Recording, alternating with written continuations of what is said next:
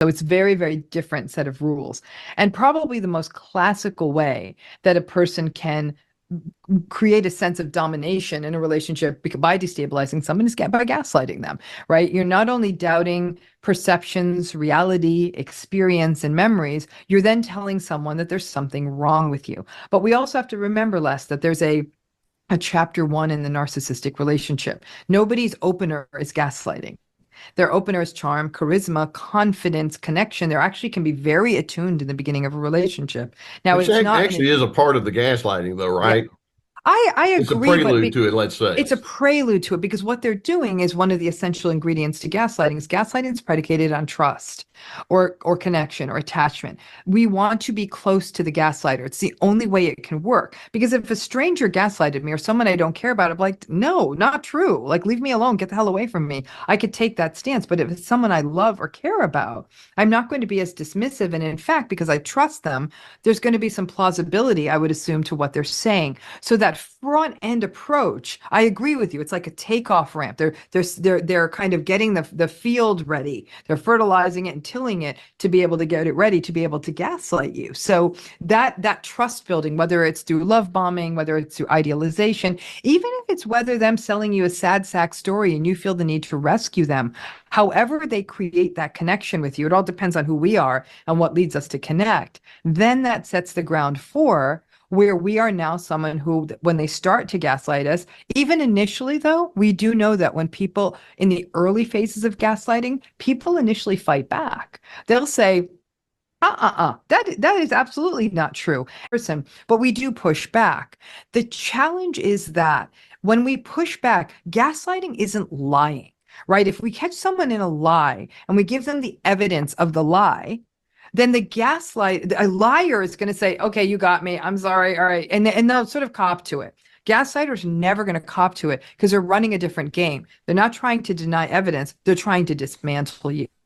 So you'll fight back and they will push back. But here's where it gets interesting in a narcissistic relationship, especially one that you want to have sustain, is that if you push back a lot, especially early in the relationship, as many of us do, they will then doubt your commitment and may even say like, you know what, like maybe we're not compatible, maybe we're not vibing, and they threaten abandonment. And that threat of abandonment is one of those gaslighting tools that they're almost testing the waters. Now, if you knew what narcissism and gaslighting were, and somebody's gaslighting you and having that argument with you and then saying they're going to go, if you were lucky, you'd say bye, and then you would have, that's it, it's all over. They're probably going to come back though. But most of us don't want it to end, and our own abandonment wounds get activated. So many of us at that point will start to relent. The first time we relent, now the gaslighter knows I got a live one here. And they're going to keep pushing this game. But over time, we start doubting ourselves. We start believing the things they say to us, like we're crazy and all of that. And that's how that pattern sticks.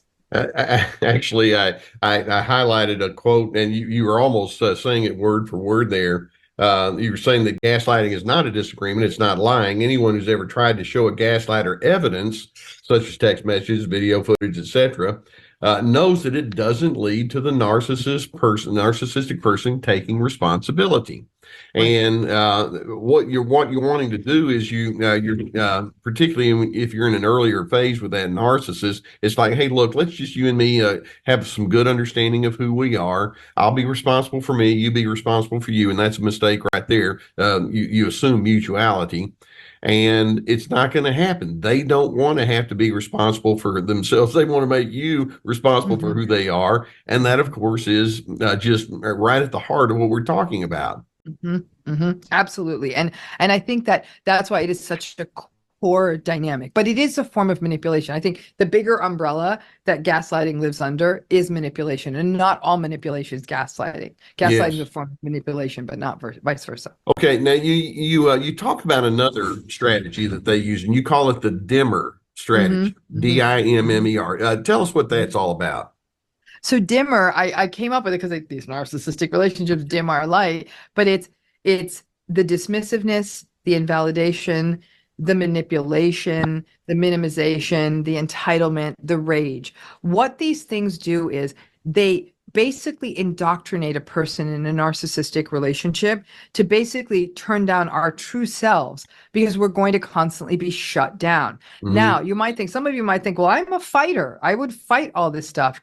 Okay, then the relationship will remain volatile, but there's going to be a point at which most people are going to get exhausted and the manipulations will feel plausible. And again, it's not their opener. By the time these patterns start showing up in earnest, the devaluation, the minimization, all of that, we've sort of got some buy-in. It's that sunk cost question of who's attracted to a narcissist and who are narcissistic people attracted to. It's the wrong question because this is not happening at the attraction level. The bigger question is who's getting stuck in these relationships, because that's where the problems begin, right? Who's not going to be attracted to someone charming, confident, and charismatic, and they're attracted to us because we're supply. But the people who get stuck tend to be people who are more empathic and flexible and forgiving and optimistic and believe in the potential of people to change and might be rescuers and fixers and who keep trying to make it better. Folks like that are going to stay in it and actually also be more vulnerable to things like the gaslighting because of that mental flexibility kind of hurts us in this circumstance. We'll say, well, I guess I could be responsible for that. Somebody who might actually not have those qualities might be a little more likely to say, I'm out of here. Like, this is no, I'm not doing this. And so it's not about getting in, it's about the staying in. And those qualities in us that are actually very healthy qualities and pro-social, like empathy, like warmth and kindness and compromise, those things actually hurt a person immeasurably in one of these relationships. And when we think even of things like minimization, a great example of minimization is something we see in gaslighting, which is mockery. They'll tease. There's a lot of teasing that happens. Like, oh, you think you're all that, or like, gosh, anyone can do that, eye roll.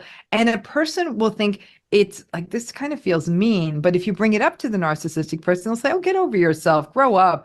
I'm just having some fun. And now you feel ridiculous because you were getting hurt by a joke. And they said, yeah, I told you were too sensitive. So these things, again, that feel plausible, then all of a sudden we are able to internalize as, yeah, maybe I am too sensitive. Maybe I'm being ridiculous. Maybe I need to be more thick-skinned. And then they gotcha. All the while they're whittling away at your own well-being. No identity is a mess. Is an absolute narcissist as seriously stupid people, as dummies, the quintessential, epitomized dummies.